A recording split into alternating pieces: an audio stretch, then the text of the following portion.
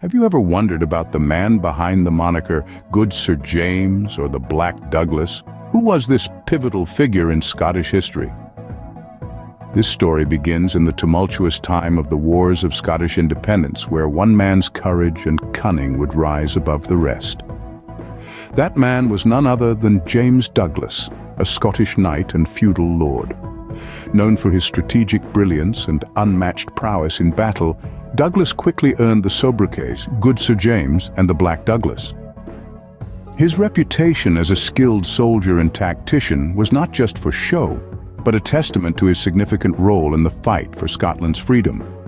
His name became synonymous with victory, fearlessness, and the spirit of Scotland itself. Join us as we unravel the life of this Scottish knight and feudal lord, James Douglas. Every great story has a beginning. James Douglas's tale starts in the late 13th century, amid a time of political turmoil.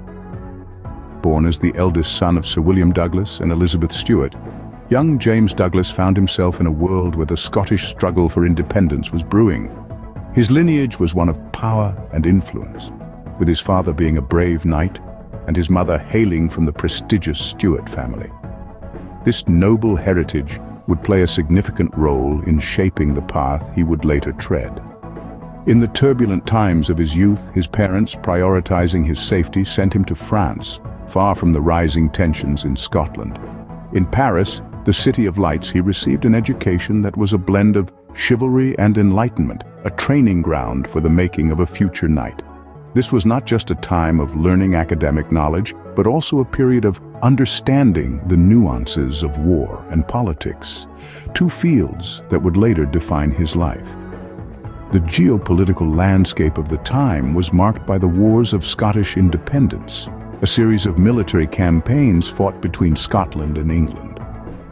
Although young, James was not immune to the echoes of war that reached even the academic halls of Paris. The tales of brave warriors and their heroic deeds kindled a spark in him. The stories of their valor and the heartbreaking narratives of their sacrifices etched deep into his young mind, shaping his perspective and fueling his resolve. Upon returning to Scotland, James was faced with the harsh reality of his homeland under English occupation. The sight of his people suffering under foreign rule ignited the spark that had been kindled in Paris, driving him to stand against the oppressors. His early encounters with the English forces were a crucible, testing and strengthening his resolve, honing his skills and laying the groundwork for the formidable soldier he was to become. These early experiences in France would go on to shape the future soldier and tactician James Douglas would become. Returning to Scotland, James Douglas was no longer a boy, but a man ready to fight for his homeland. His French education had not softened him. Instead, it had sharpened his mind, honing his strategic skills to a keen edge. With a steely determination, he threw himself into the fray, becoming a significant player in the Wars of Scottish Independence. As his involvement deepened, Douglas began to demonstrate a knack for warfare that was as impressive as it was terrifying. His strategies were ingenious. His courage was unyielding, and his tenacity was unmatchable. He was a storm on the battlefield, a force of nature that swept aside all opposition with unrelenting ferocity. One of his most successful attacks against the English was the infamous Douglas Larder incident in 1307. In a daring move, he seized the castle of his enemies, stocked it with provisions, and set it ablaze. The flames devoured everything, leaving nothing but ashes and a clear message to the English: Scotland will not be conquered easily. This audacious act was not just a military victory, it was a psychological one. It sowed seeds of fear among the English ranks and bolstered the morale of the Scottish troops. It was a testament to Douglas's strategic brilliance, showcasing his ability to turn the tide of war with a single, decisive stroke. Every battle, every skirmish, every confrontation further cemented his reputation as a skilled soldier and tactician. His name became synonymous with fear for his enemies and hope for his allies. His actions echoed across the war-torn lands, inspiring those who fought for freedom and striking dread into the hearts of those who sought to oppress them. James Douglas was quickly proving himself as a formidable force on the battlefield. His story was far from over. In fact, it was just beginning. The fires of war had forged him into a warrior, a leader, a legend, and his greatest battles were yet to come. In 1308, a powerful alliance was formed. James Douglas, the skilled soldier, joined forces with King Robert the Bruce. This alliance between two of Scotland's most formidable figures was a turning point in the wars of Scottish independence. They set their sights on a common enemy, the MacDougals of Lorne. A long-standing feud had existed between the MacDougals and the Bruce, and now, with the Black Douglas at his side, King Robert was ready to reclaim what was rightfully his.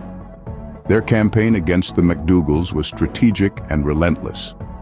Douglas, with his remarkable military acumen, played a pivotal role in planning and executing the assaults.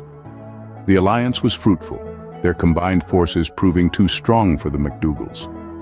The victory was a testament to Douglas's tactical prowess and the power of their alliance. But this was just the beginning of Douglas's contributions to the Scottish cause. In 1314, he played a crucial role in the capture of Roxburgh Castle. The stronghold, held by the English, was a significant obstacle, and its capture was a major triumph for the Scots.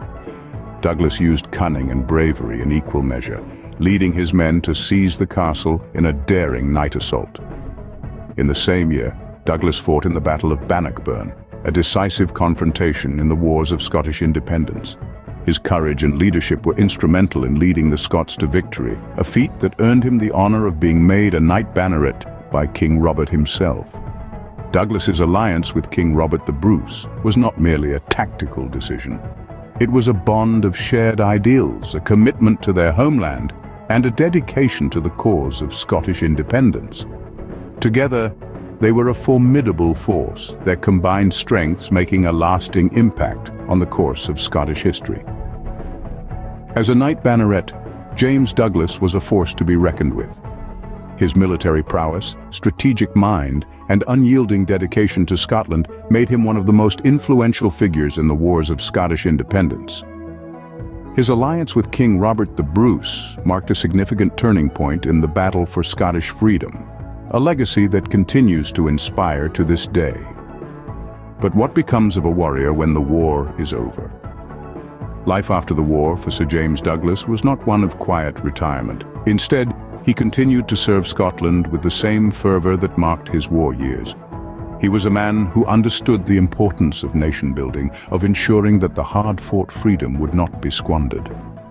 His contributions to Scotland in the years following the war were as profound as his contributions on the battlefield. Douglas's passion for his homeland did not wane. He worked tirelessly to secure Scotland's independence, a cause he had dedicated his life to. His efforts were not in vain. The Scotland we know today owes much to his tireless endeavors. He was instrumental in shaping the nation's identity, leaving an indelible mark on its history. Yet, even the most fervent flames must eventually die out.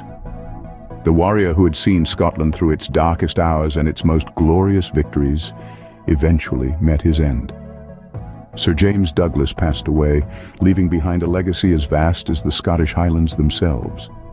In death, as in life, Douglas continued to inspire.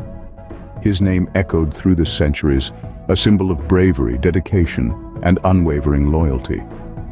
His legacy lived on in the hearts of the Scottish people, a beacon of courage that spurred them on in their own battles. His life story became a part of the nation's lore, a tale told to inspire generations of Scots.